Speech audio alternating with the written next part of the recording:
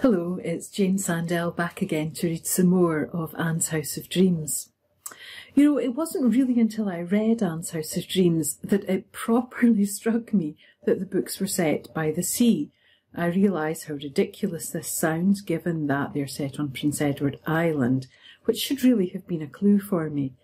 But the Avonlea setting doesn't really make me think of the sea. It makes me think of the woods and the countryside.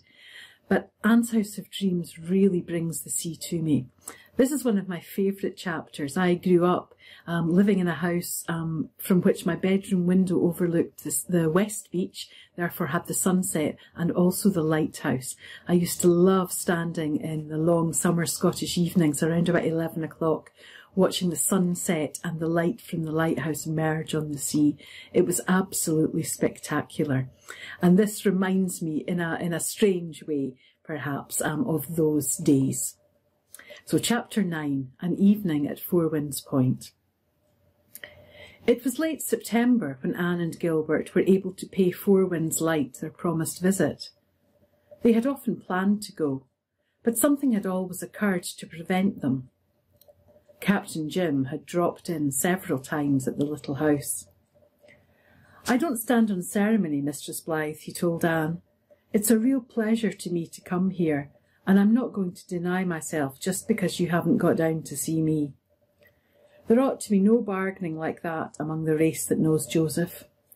I'll come when I can, and you come when you can, and so long as we have our pleasant little chat, it don't matter a mite what roof's over us."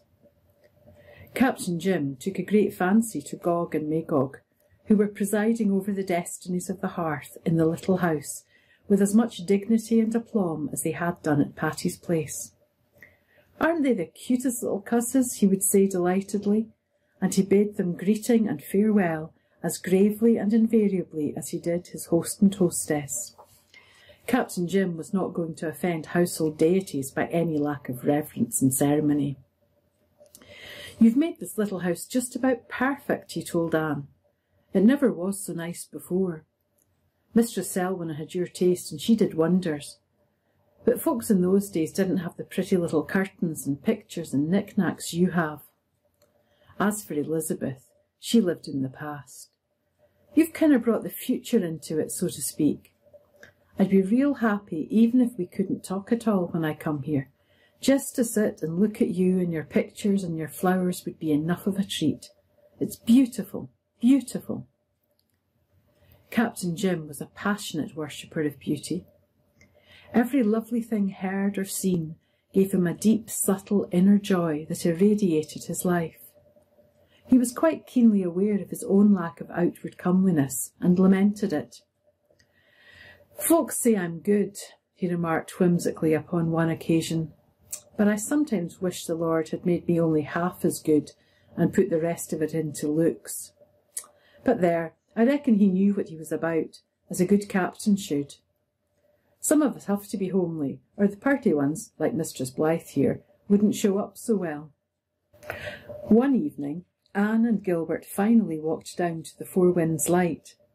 The day had begun sombrely, in grey cloud and mist, but it had ended in a pomp of scarlet and gold.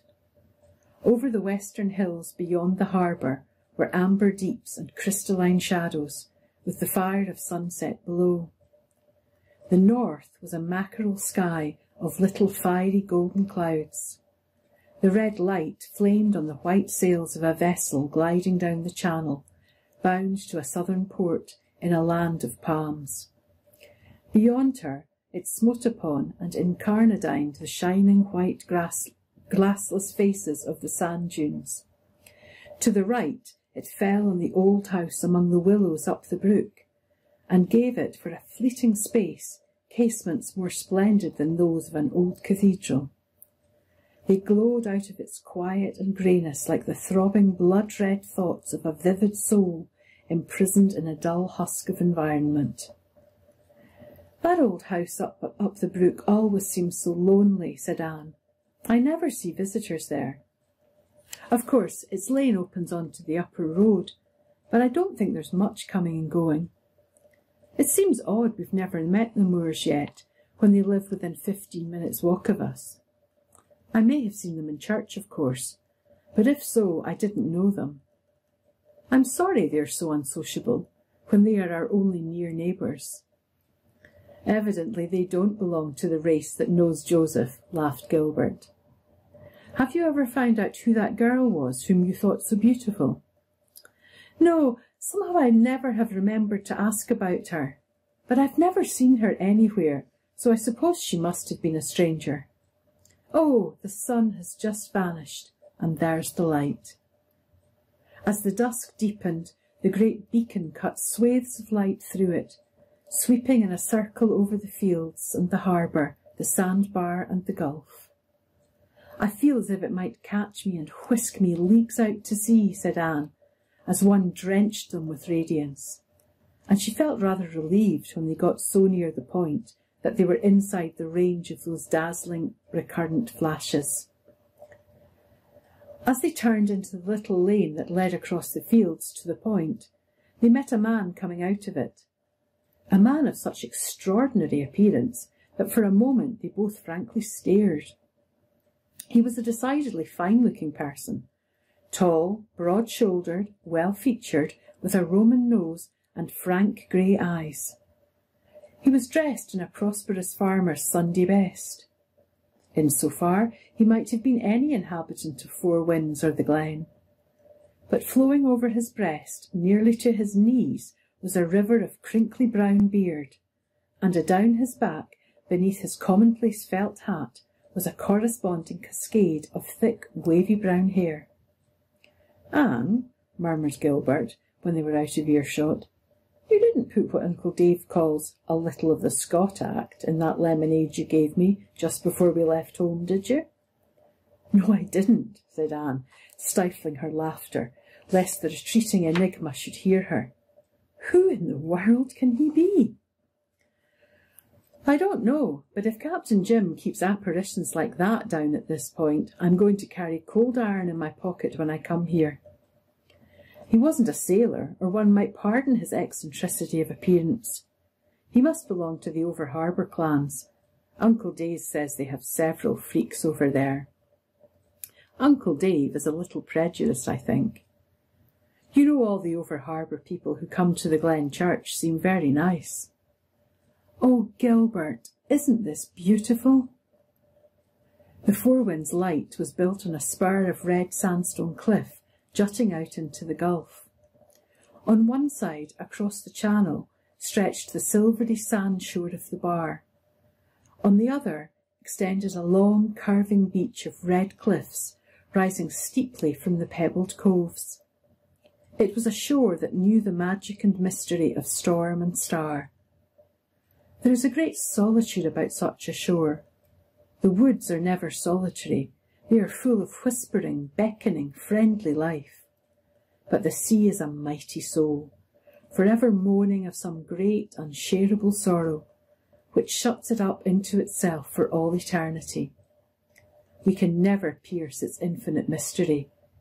We may only wander, awed and spellbound, on the outer fringe of it. The woods call to us with 100 voices, but the sea has only one, a mighty voice that drowns our souls in its majestic music. The woods are human, but the sea is the company of the archangels. Anne and Gilbert found Captain Jim sitting on a bench outside the lighthouse, putting the finishing touches to a wonderful full-rigged toy schooner. He rose and welcomed them to his abode with the gentle, unconscious courtesy that became him so well. "This has been a pretty nice day all through, Mistress Blythe, and now, right at the last, it's brought its best. Would you like to sit down here outside a bit while the light lasts? I've just finished this bit of a plaything for my little grandnephew Joe up at the Glen.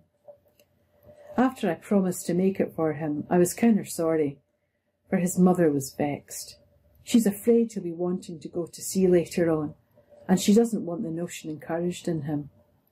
But what could I do, Mistress Blythe? I'd promised him, and I think it's sort of real dastardly to break a promise you make to a child. Come, sit down. It won't take long to stay an hour."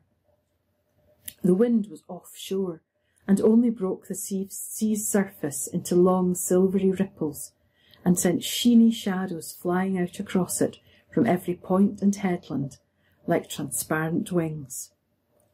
The dusk was hanging a curtain of violet gloom over the sand dunes, and the headlands where gulls were huddling. The sky was faintly filmed over with the scarfs of silken vapour. Cloud fleets rode at anchor along the horizons. An evening star was watching over the bar. "Isn't that a view worth looking at?" said Captain Jim, with a loving proprietary pride. "Nice and far from the marketplace, ain't it? No buying and selling and getting gain. You don't have to pay anything. All that sea and sky free, without money and without price. There's going to be a moonrise pretty soon too. I'm never tired of finding out what a moonrise can be over them rocks and sea and harbour. There's a surprise in it every time."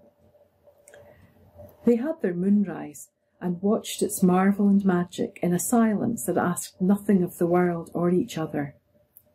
Then they went up into the tower, and Captain Jim showed and explained the mechanism of the great light. Finally, they found themselves in the dining room, where a fire of driftwood was weaving flames of wavering, elusive, sea-born hues in the open fireplaces. "I put this fireplace in myself," remarked Captain Jim. "The government don't give lighthouse keepers such luxuries. Look at the colours that wood makes. If you'd like some driftwood for your fire, Mistress Blythe, I'll bring you up a load some day. Sit down. I'm going to make you a cup of tea." Captain Jim placed a chair for Anne, having first removed therefrom a huge orange-coloured cat and a newspaper. "Get down, matey. The sofa is your place. I must put this paper away safe till I can find time to finish the story in it. It's called A Mad Love. It isn't my favourite brand of fiction, but I'm reading it just to see how long she can spin it out. It's at the 62nd chapter now, and the wedding ain't any nearer than when it begun, far as I can see. When little Joe comes, I have to read him pirate yarns. Ain't it strange how innocent little creatures like children like the bloodthirstiest stories?" "Like my lad Davy at home," said Anne. "He wants tales that reek with gore." Captain Jim's tea proved to be nectar. He was pleased as a child with Anne's compliments, but he affected a faint indifference. "The secret is I don't skimp the cream," he remarked airily. Captain Jim had never heard of Oliver Wendell Holmes, but he evidently agreed with that writer's dictum that big heart never liked little cream pot. "We met an odd-looking personage coming out of your lane," said Gilbert as they sipped. "Who was he?" Captain Jim grinned. "That's Marshall Elliot, a mighty fine man with just one streak of foolishness in him. I suppose you wondered what his object was in turning himself into a sort of dime museum freak. Is he a modern Nazarite or a Hebrew prophet left over from olden times?" asked Anne. "Neither of them. It's politics that's at the bottom of his freak. All those Elliots and Crawfords and McAllisters are dyed-in-the-wool politicians. They're born Grit or Tory, as the case may be, and they live Grit or Tory, and they die Grit or Tory. And what they're going to do in heaven, where there's probably no politics, is more than I can fathom." This Marshall Elliot was born a Grit. I'm a Grit myself in moderation, but there's no moderation about Marshall. 15 years ago there was a specially bitter general election. Marshall fought for his party tooth and nail. He was dead sure the Liberals would win. So sure that he got up at a public meeting and vowed he wouldn't shave his face or cut his hair until the Grits were in power. Well, they didn't go in, and they've never got in yet, and you saw the result tonight for yourselves. Marshall stuck to his word. "What does his wife think of it?" asked Anne. "He's a bachelor. But if he had a wife, I reckon she couldn't make him break that vow. That family of Elliots has always been more stubborn than natural. Marshall's brother Alexander had a dog he set great store by, and when it died the man actually wanted to have it buried in the graveyard, along with the other Christians, he said. Of course, he He wasn't allowed to, so he buried it just outside the graveyard fence and never darkened the church door again. But Sundays he'd drive his family to church and sit by that dog's grave and read his Bible all the time the service was going on. They say when he was dying, he asked his wife to bury him beside the dog. She was a meek little soul, but she fired up at that. She said she wasn't going to be buried beside no dog, and if he'd rather have his last resting place beside the dog than beside her, just to say so. Alexander Elliot was a stubborn mule, but he was fond of his wife, so he gave in and said, "Well, darn it, bury me where you please. But when Gabriel's trump blows, I expect my dog to rise with the rest of us, for he had as much soul as any darned Elliot or Crawford or McAllister that ever strutted." Them was his parting words. As for Marshall, we're all used to him, but he must strike strangers as right down peculiar looking. I've known him ever since he was 10. He's about 50 now, and I like him. Him and me was out cod fishing today. That's about all I'm good for now, catching trout and cod occasional. But 'tweren't always so, not by no manner of means. I used to do other things, as you'd admit if you saw my life book. Anne was just going to ask what his life book was when the first mate created a diversion by springing upon Captain Jim's knee. He was a gorgeous beastie, with a face as round as a full moon, vivid green eyes and immense white double paws. Captain Jim stroked his velvet back gently. "I never fancied cats much till I found the first mate," he remarked, to the accompaniment of the mate's tremendous purrs. "I saved his life, and when you've saved a creature's life, you're bound to love it. It's next thing to giving life. But there's some terrible thoughtless people in the world, Mistress Blythe. Some of them city folks who have summer homes over the harbour are so thoughtless that they're cruel. It's the worst kind of cruelty, the thoughtless kind. You can't cope with it. They keep cats there in the summer and feed 'em and pet 'em and doll 'em up with ribbons and collars, and then in the fall they go off and leave 'em to starve or freeze. It makes my blood boil, Mistress Blythe. One day last winter I found a poor old mother cat dead on the shore, lying against the skin and bone bodies of her 3 little kittens. She died trying to shelter them. She had her poor stiff paws around him. Master, I cried. Then I swore. Then I carried them poor little kittens home and fed 'em up and found good homes for 'em. I knew the woman who left the cat, and when she came back this summer, I just went over the harbour and told her my opinion of her. It was rank meddling, but I do love meddling in a good cause." "How did she take it?" asked Gilbert.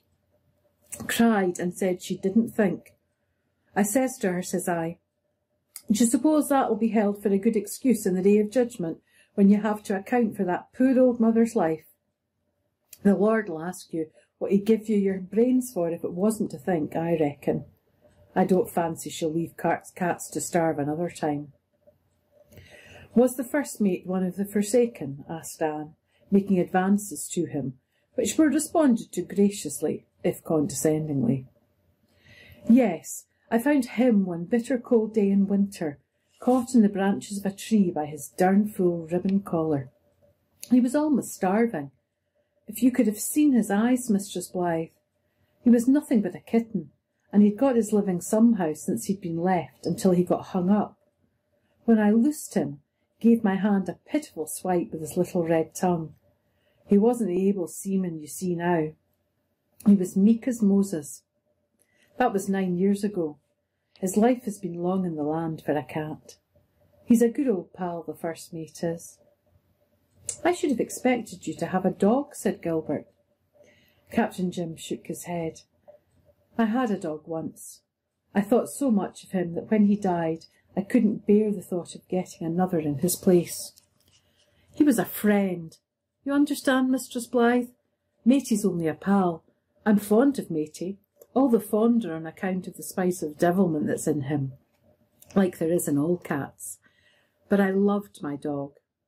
I always had a sneaking sympathy for Alexander Elliot about his dog. There isn't any devil in a good dog. That's why they're more lovable than cats, I reckon. But I'm darned if they're as interesting.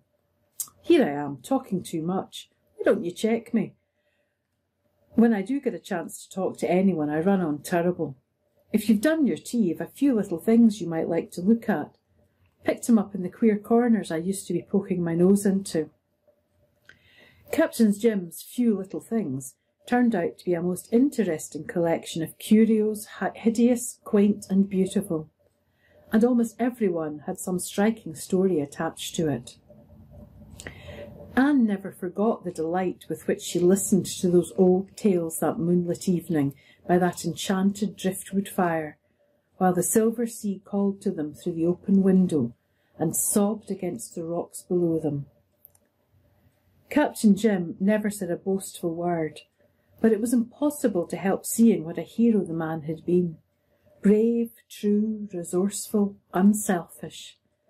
He sat there in his little room and made those things live again for his hearers. By a lift of the eyebrow, a twist of the lip, a gesture, a word, he painted a whole scene or character so that they saw it as it was. Some of Captain Jim's adventures had such a marvellous edge that Anne and Gilbert secretly wondered if he were not drawing a rather long bow at their credulous expense. But in this, as they found later, they did him injustice. His tales were all literally true.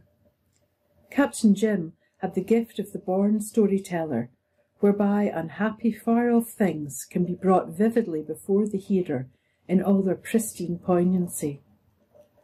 Anne and Gilbert laughed and shivered over his tales, and once Anne found herself crying. Captain Jim surveyed her tears with pleasure shining from his face. "I like to see folks cry that way," he remarked. "It's a compliment. But I can't do justice to the things I've seen or helped to do. I've them all jotted down in my life book, but I haven't got the knack of writing them out properly. If I could hit on just the right words and string them together proper on paper, I could make a great book. It would beat a mad love holler, and I believe Joe would like it as well as the pirate yarns. Yes, I've had some adventures in my time, and do you know, Mistress Blythe, I still lust after them. Yes, old and useless as I be, there's an awful longing sweeps over me at times to sail out there for ever and ever. Like Ulysses, you would sail beyond the sunset and the baths of all the western stars until you die," said Anne dreamily. "Ulysses? I've read of him. Yes, that's just how I feel, just how all us old sailors feel, I reckon. I'll die on land after all, I suppose. Well, what is to be will be. There was old William Ford at the Glen, who never went on the water in his life, because he was afraid of being drowned. A fortune-teller had predicted he would be, and one day he fainted and fell with his face in the barn trough and was drowned. Must you go? Well, come soon and come often.